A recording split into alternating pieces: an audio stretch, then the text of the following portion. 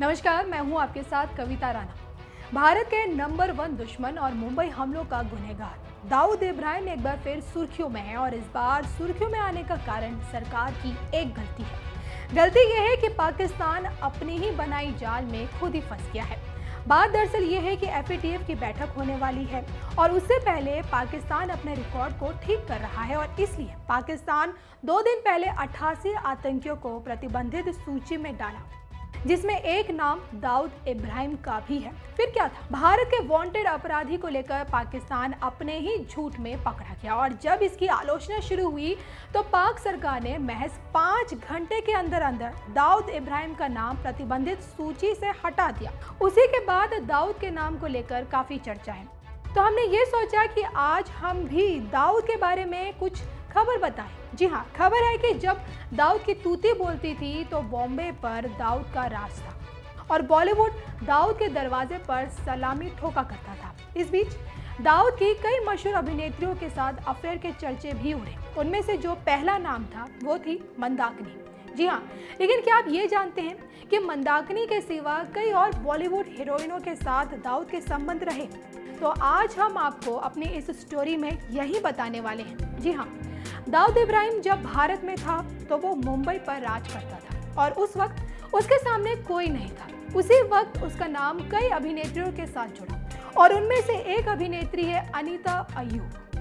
अनीता अय्यूब के बारे में कहा जाता है कि जब एक डायरेक्टर ने अनीता को अपनी फिल्म में लेने से साफ इनकार कर दिया और जब ये बात दाऊद को पता चली तो गुस्से से लाल पीला दाऊद ने उस डायरेक्टर को मौत के घाट उतार दिया। तो आप समझ सकते हैं कि हीरोइनों के पीछे किस तरह दाऊद दीवाना था।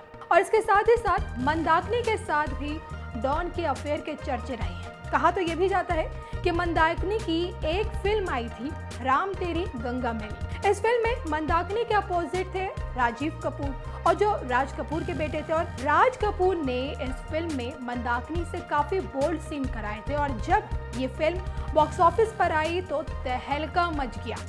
उसी फिल्म को देखकर भारत का नंबर 1 दुश्मन दाऊद भी फिदा हो गया और फिर मंदाकिनी और दाऊद का प्यार परवान चढ़ने लगा। उसके बाद कई हलकों में ये भी कानाफूसी होने लगी कि दाऊद और मंदाकिनी जल्द शादी करने वाले हैं, लेकिन बाद में दोनों अलग हो गए। तो उधर मंदाकिनी का फिल्मी करियर भी चौपट हो गया। तो दाऊद इब्राहिम के बारे में ये भी कहा जाता है कि वो क्रिकेट पर भी काफी पैसा खर्च करता था और उस पैसे के बदले मैच फिक्स कराकर काफी पैसा कमाता था। आज वही दाऊद इब्राहिम पाकिस्तान में बैठकर भारत के खिलाफ साजिश रचता है और हमसे करवाता है। दाऊद के बारे में ये भी कहा जाता है कि वो महाराष्ट्र के रत्नागिरी का रहने वाला था। दाऊद के पिता हेड कांस्टेबल थे और दाऊद 9वीं तक पढ़ाई की उसने और इसके बाद पढ़ाई लिखाई छोड़ दी। दाऊद के बारे में ये भी कहा जाता है कि उसने पहला अपराध एक बिजनेसमैन को लूट कर किया था और फिर कभी पीछे मुड़कर नहीं देखा और फिर आगे ही बढ़ता गया और अंत में मुंबई में 1993 में सिलसिलेवार बम ब्लास्ट कर पूरे भारत को हिला कर रख दिया और भारत को छोड़कर उसके बाद वो फरार हो गया। और आज उसी दाऊद को लेकर पाकिस्तान एक बार फिर घिर गया है कि दाऊद हमारे यहाँ नहीं है। फिर कहा कि और अब एक बार फिर कह रहा है कि हमारे पास दाऊद नहीं है, लेकिन पूरी दुनिया जानती है कि दाऊद पाकिस्तान में है और भारत के खिलाफ पाकिस्तान हमेशा दाऊद को इस्तेमाल करता है, लेकिन इस बार उसकी झूठ पकड़ी गई।